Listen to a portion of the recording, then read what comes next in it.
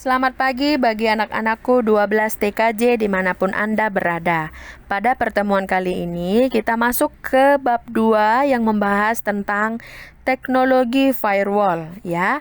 Adapun tujuan pembelajaran kita pada kali ini yaitu yang pertama, siswa mampu mengevaluasi firewall jaringan. Yang kedua, siswa mampu menganalisis permasalahan firewall. Yang ketiga, siswa mampu mengkonfigurasi firewall jaringan. Yang keempat, siswa mampu memperbaiki konfigurasi firewall.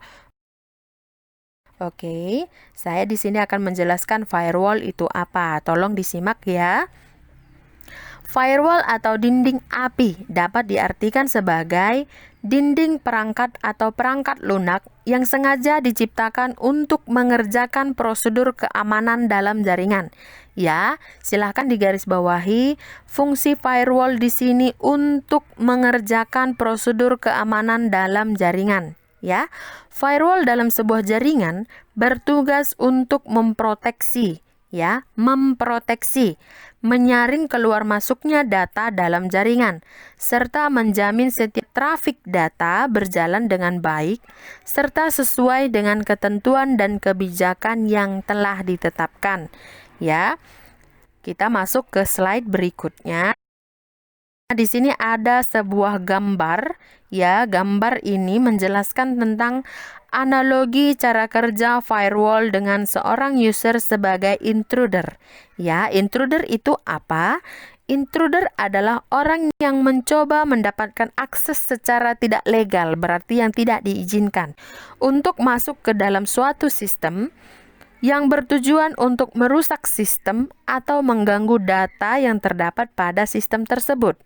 Ya, intruder dapat dicegah atau diminimalisasi dengan menerapkan kebijakan firewall dalam sebuah router ataupun server yang secara khusus digunakan sebagai perangkat firewall. Intruder pada gambar tersebut dapat beraksi dari dalam jaringan lokal ataupun menyerang langsung server dari jaringan luar. Berdasarkan ilustrasi tersebut, dapat disimpulkan bahwa fungsi firewall dalam jaringan adalah sebagai berikut. Yang pertama, menyaring data baik yang keluar maupun masuk sesuai dengan security policy yang telah ditetapkan.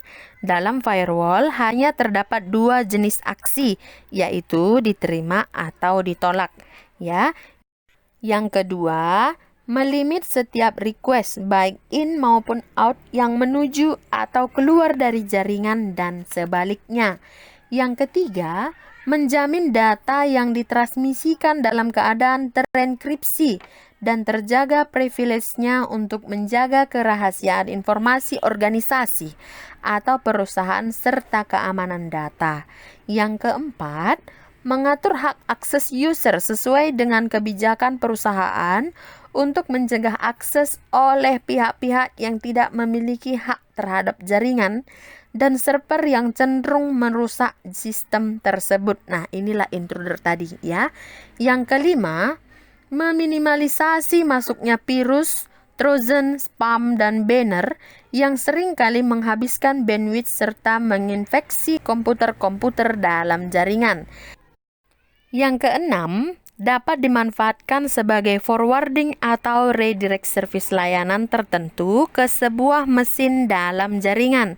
Sebagai contoh, akses port 1000 SSH akan diredirectkan ke komputer dengan IP address 10.10.1.1 port 22. Yang ketujuh, memodifikasi isi paket data yang ditransmisikan, seperti mengenkapsulasi paket dalam bentuk enkripsi.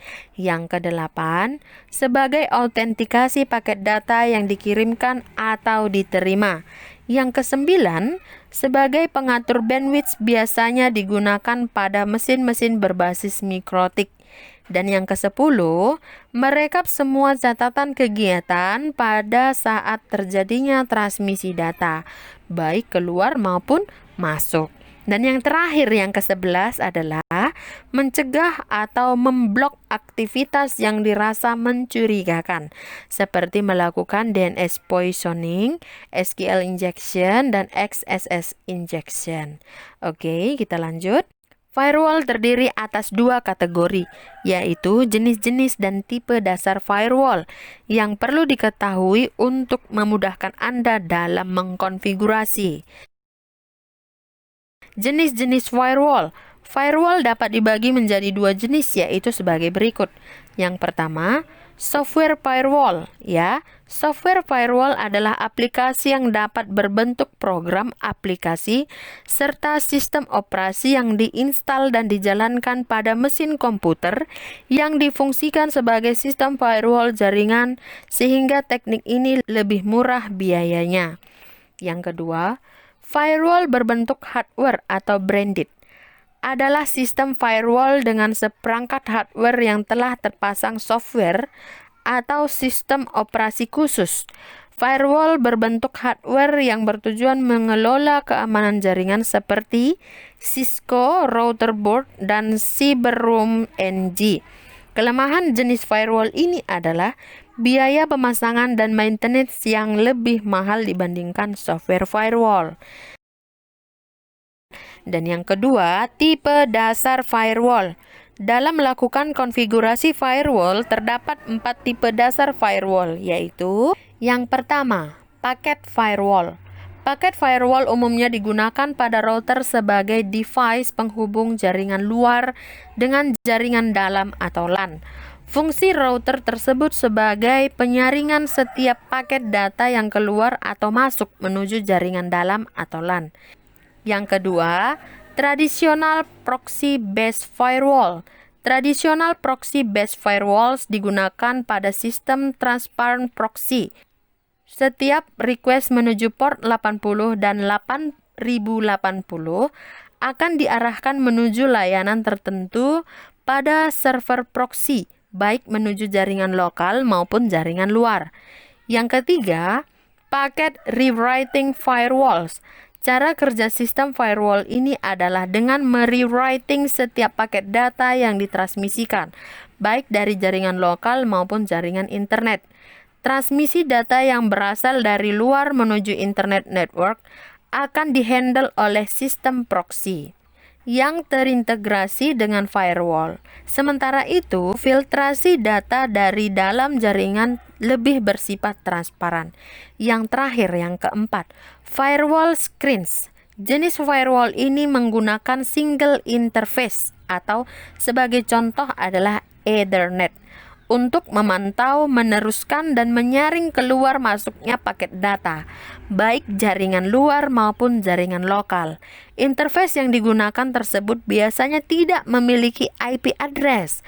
Pada beberapa kasus, sistem firewall telah menerapkan multi IP address pada sebuah interface sebagai penghubung dua jaringan yang berbeda. Konsep firewall ini cukup simpel, tetapi lebih kompleks secara logika. Hal ini disebabkan karena sambungan keluar masuknya data terpusat pada satu interface yang menyebabkan sering terjadinya crash. Oke, adik-adik, pertemuan kita pada kali ini cukup sampai sekian saja. Silakan Anda simak dan pahami serta kerjakan tugas yang sudah saya berikan.